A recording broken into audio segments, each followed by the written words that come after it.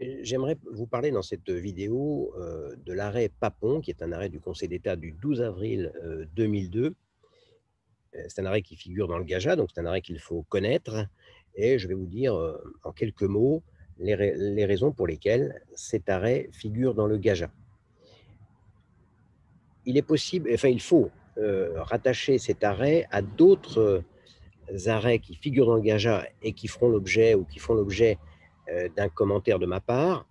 Il faut le rapprocher de l'arrêt, Pelletier du 30 juillet 1873, qui est dans le Gaja, de l'arrêt du Conseil d'État du 3 février 1911 Anguet, qui lui aussi est dans le Gaja, de l'arrêt, également du 26 juillet 1918 Époux Lemonnier, qui est dans le Gaja. Et puis aussi des arrêts, de 1951, eux aussi dans le Gaja, 2 arrêts, Laruelle et Delville. Donc je vous invite à, vous reporter aux vidéos consacrées à ces arrêts.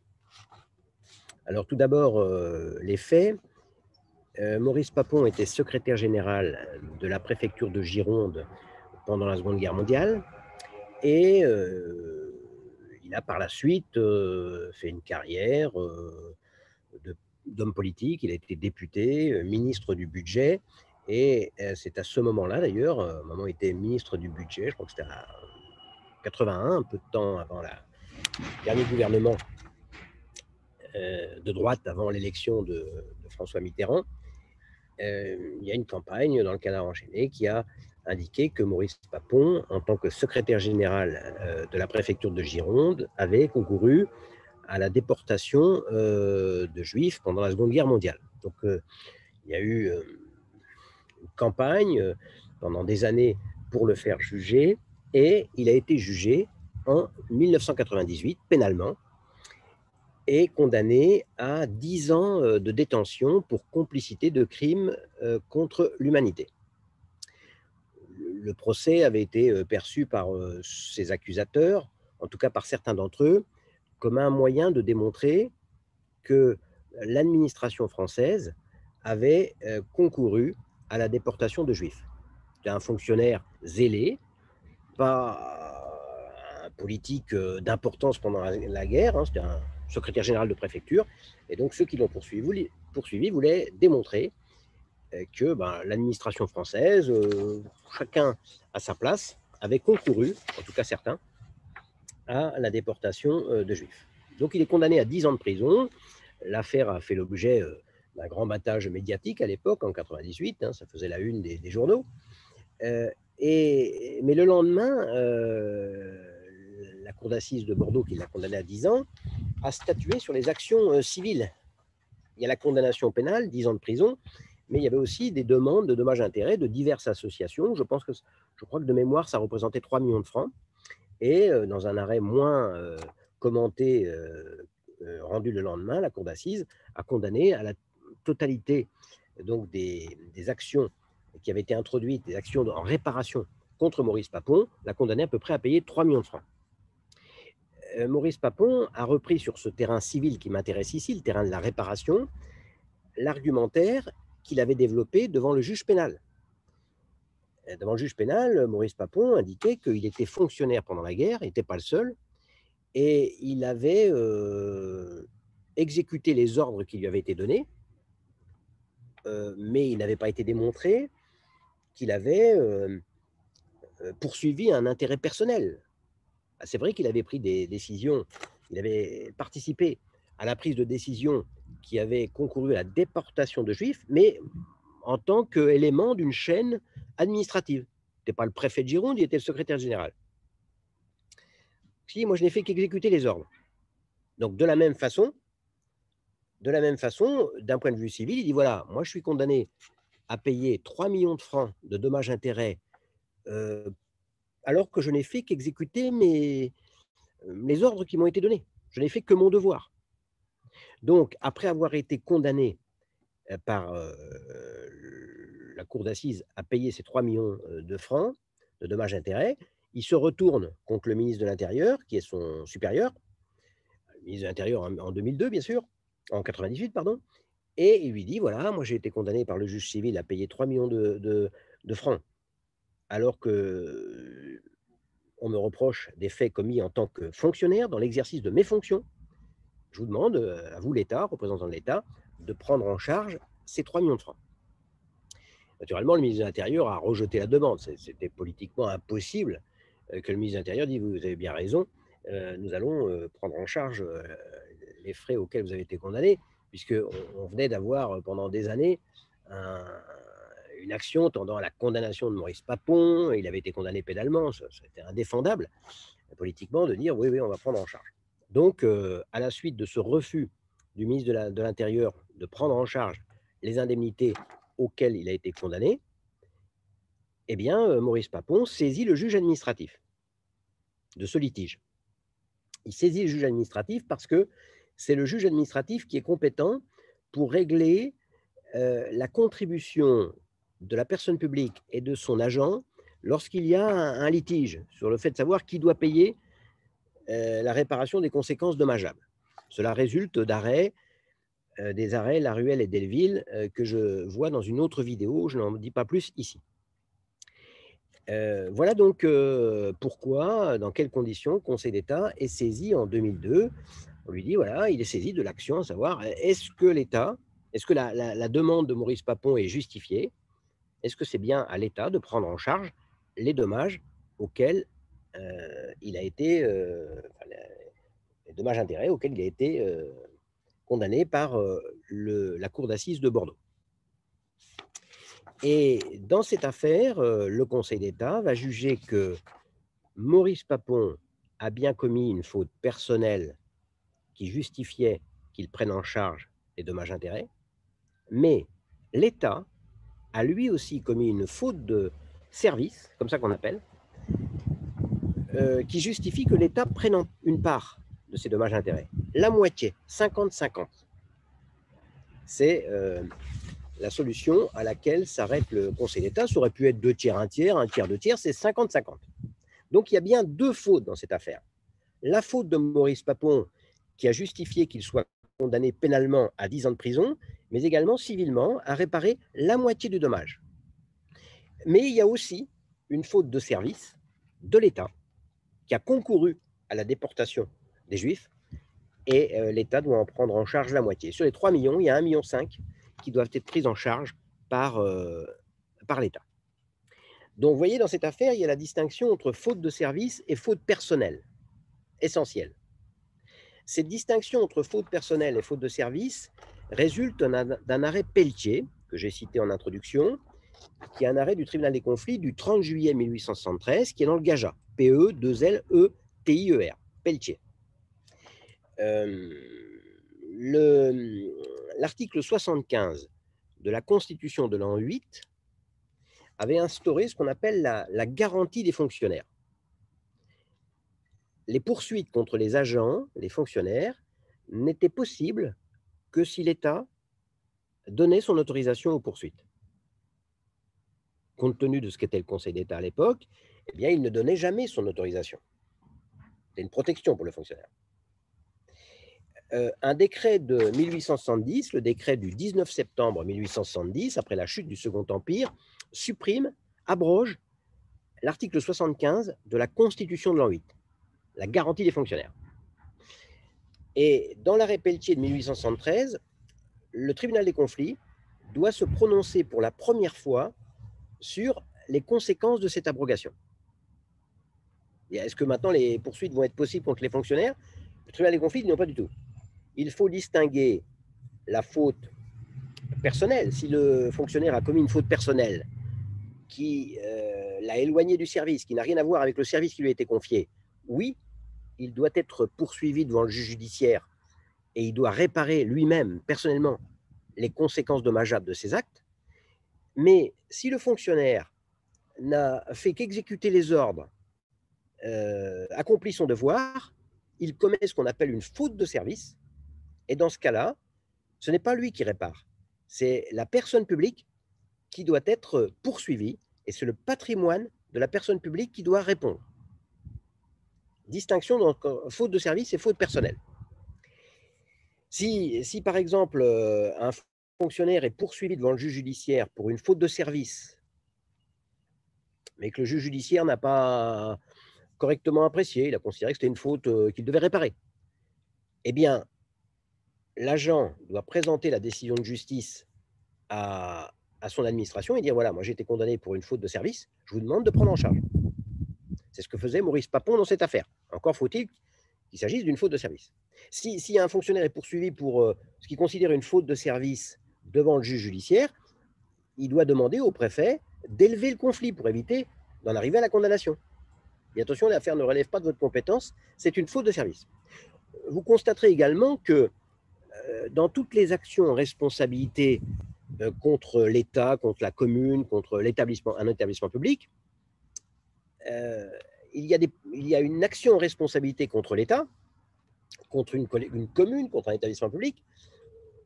C'est la collectivité publique qui répare s'il y a faute de service. Mais si on cherchait bien, bien entendu, la faute a été commise par des individus. La personne morale elle-même n'a pas commis la faute.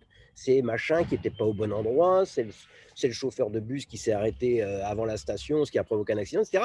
Mais on ne cherche pas. Dès lors qu'il s'agit d'agents qui agissent dans le but du service, il y a faute de service. Alors, l'arrêt Pelletier donc distingue bien faute de service, faute personnelle. Encore une fois, s'il y a faute personnelle, c'est l'agent qui doit être attaqué, c'est lui qui répare devant le juge judiciaire. S'il y a faute de service, c'est la personne publique qui l'emploie qui doit être attaquée devant le juge administratif, et c'est la personne publique qui répare. Cette jurisprudence exige donc de savoir quand on est en présence d'une faute personnelle ou d'une faute de service. Alors là, il faut citer les conclusions très célèbres de Laferrière sur la décision du tribunal des conflits du 5 mai 1877, l'aumônier Carriole, L-A-U-M-O-2-N-I-E-R, Carriole, Voilà ce que dit ces célèbres conclusions. Je crois que vous les trouverez dans le Gaja. Je pense que si vous tapez sur Google Laferrière, l'aumônier Carriole, ça va vous les sortir. Voilà ce qu'il dit. Il y a faute de service si l'acte dommageable est impersonnel, c'est-à-dire qu'on ne peut pas identifier l'agent.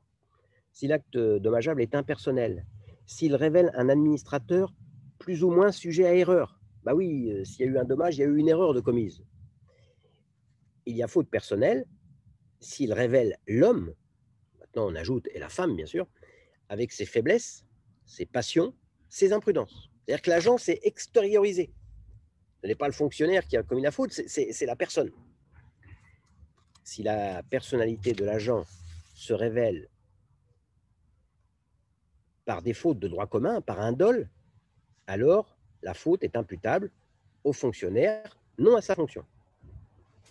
Vous voyez, la faute personnelle suppose que l'agent est dans le service poursuivi un but autre que le service.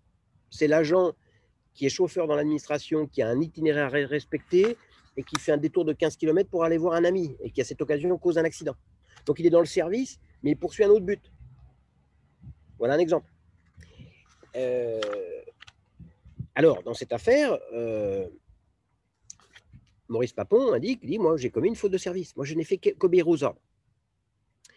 Il faut savoir que, à partir de cet arrêt Pelletier, le Conseil d'État a exploré des voies permettant à la victime, quoi qu'il arrive, de pouvoir obtenir indemnisation. Et la victime, bien entendu, a plus de chances d'obtenir une indemnisation si elle se retourne contre la personne publique, qui est solvable. L'agent ne l'est pas toujours. Je crois d'ailleurs que Maurice Papon, sauf erreur de ma part, avait organisé son insolvabilité. Et donc, le Conseil d'État a exploré des voies pour permettre à la victime, alors même qu'il y a une faute personnelle, de poursuivre aussi l'administration. 2 voies ont été explorées. L'arrêt Anguet, que je commenterai dans une autre vidéo, c'est là que je citais tout à l'heure, un arrêt du Conseil d'État du 3 février 1911, Anguet, A-N-G-U-E-T, c'est la jurisprudence relative au cumul de fautes. Je vais en dire 2 mots. Et puis, il y a le cumul de responsabilité, je n'en parlerai pas ici parce que ce n'est pas l'objet. C'est l'arrêt du Conseil d'État du 26 juillet 1918, époux Lemonnier, que vous trouverez dans le Gaja également. Dans l'arrêt Anguet, le cumul de fautes. Monsieur Anguet se rend à son bureau de poste et le bureau de poste doit ouvrir de, je sais pas, de 9 h à 17 h. Et le bureau de poste ferme plus tôt, à 16 h 30. On lui dit de ne pas passer par la porte d'entrée puisqu'elle est fermée. Et on lui demande de passer par l'arrière. Et il passe par l'entrepôt où des agents des postes sont en train de travailler. Ces agents trouvent que ce monsieur se demande ce qu'il fait là, ils trouvent il tarde à partir, ils le molestent. Donc, Anguet demande réparation. Le Conseil d'État se déclare compétent parce qu'il y a eu une faute personnelle dans cette affaire. Les agents des postes qui ont frappé un usager, ça, ils ont révélé leur faiblesse, leur imprudence, comme disait leur passion, comme disait la Ferrière. Ça, c'est une faute personnelle. Anguet aurait pu les attaquer devant le juge judiciaire pour obtenir réparation de leur part, mais on ne sait pas s'ils vont être solvables. Mais il y a également une faute de service, puisque le service aurait dû fermer à 17 h et il a fermé à 16 h, ou 16 h 30. Donc, dans une telle hypothèse, quand il y a deux fautes, ce qui va être assez rare quand même, eh bien, la victime a le choix. Elle peut agir devant la personne publique qui réparera intégralement ou agir devant l'agent privé, contre l'agent privé, devant le juge judiciaire qui réparera intégralement. Et puis ensuite, eh bien, il faudra répartir la charge de la dette entre la personne publique et son agent. Et ça, c'est le juge administratif qui est compétent pour le faire. Eh bien, ici, dans l'affaire Papon, nous sommes dans une hypothèse de cumul de fautes.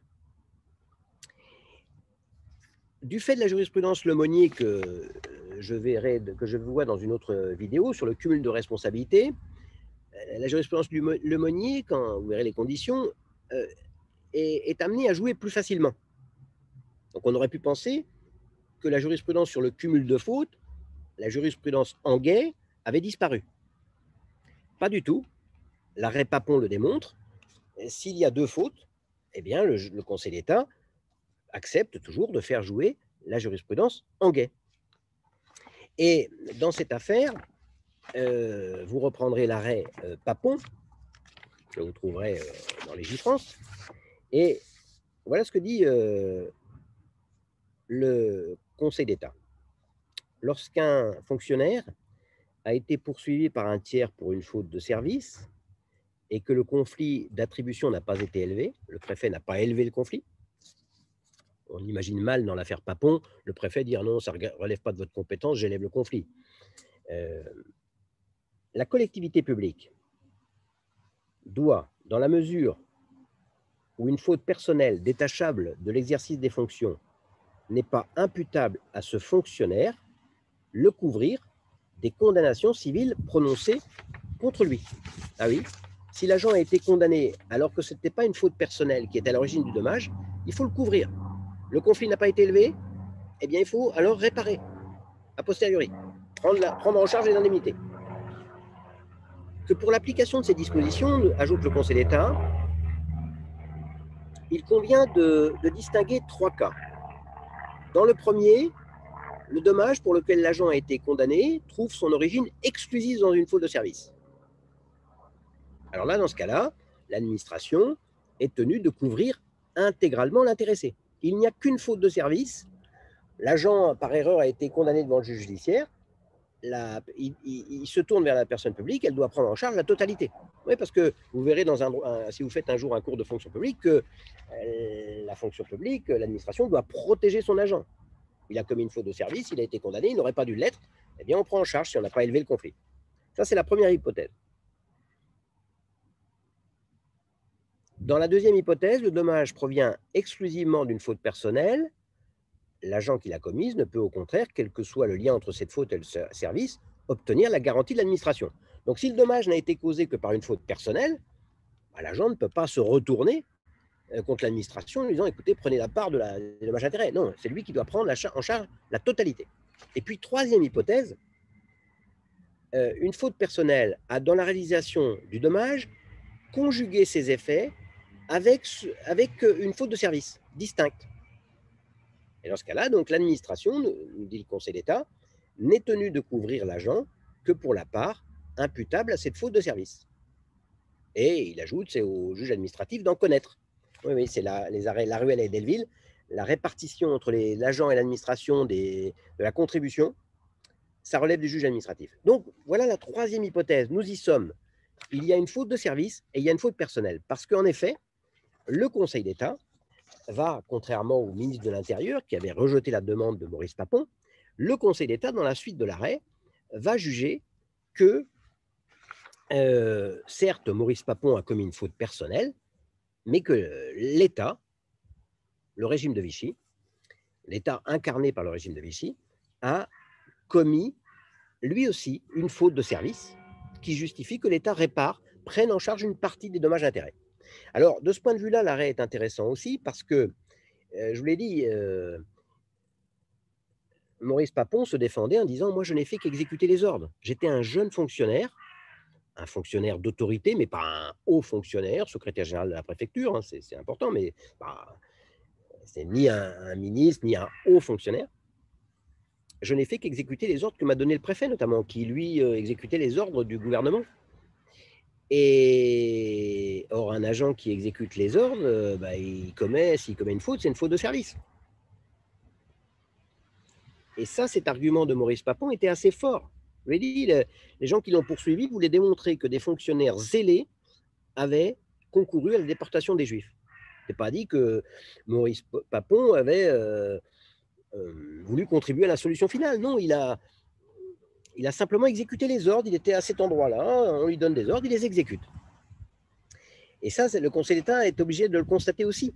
On ne peut pas imputer à Maurice Papon de s'être émancipé des ordres qui lui ont été donnés, d'avoir commis de ce point de vue une faute personnelle. Mais le commissaire du gouvernement, et il sera suivi par le Conseil d'État, va estimer qu'il y a faute personnelle également quand l'agent commet une faute inexcusable. Une faute inexcusable, c'est assez rare que le Conseil d'État utilise cette expression. C'est une faute qui a eu des conséquences graves. C'est le cas ici, déportation de dizaines, centaines de Juifs en Gironde. Et une faute, disait le commissaire du gouvernement, au caractère moralement condamnable. Donc c'est comme ça que le Conseil d'État a pu considérer que le fait que le fonctionnaire, que Maurice Papon ait exécuté scrupuleusement les ordres, elle l'a quand même fait sortir du service, il a commis une faute personnelle, parce que implicitement, il aurait dû y désobéir finalement. Faute personnelle. Mais également, le Conseil d'État, dans l'arrêt, vous irez lire l'arrêt, estime qu'il y a une faute de service. Alors, l'arrêt est rendu en 2002. D'un point de vue politique, c'est intéressant parce que jusqu'à Jacques Chirac, jusqu'au discours du président de la République Jacques Chirac en 1995, pour la commémoration de la rafle du Veldiv, quelques semaines après son élection en 1995, Jacques Chirac prononce un discours en disant pendant la Seconde Guerre mondiale, la France était à Londres, incarnée par le général de Gaulle, mais elle était également à Vichy. Or, la doctrine des présidents de la République a commencé par le général de Gaulle dès la fin de la Seconde Guerre mondiale, et puis une fois président de la République. La doctrine reprise ensuite par François Mitterrand, c'était Valéry Giscard d'Estaing et Georges Pompidou, c'était que le gouvernement de Vichy était un gouvernement de fait. La France n'était qu'à Londres.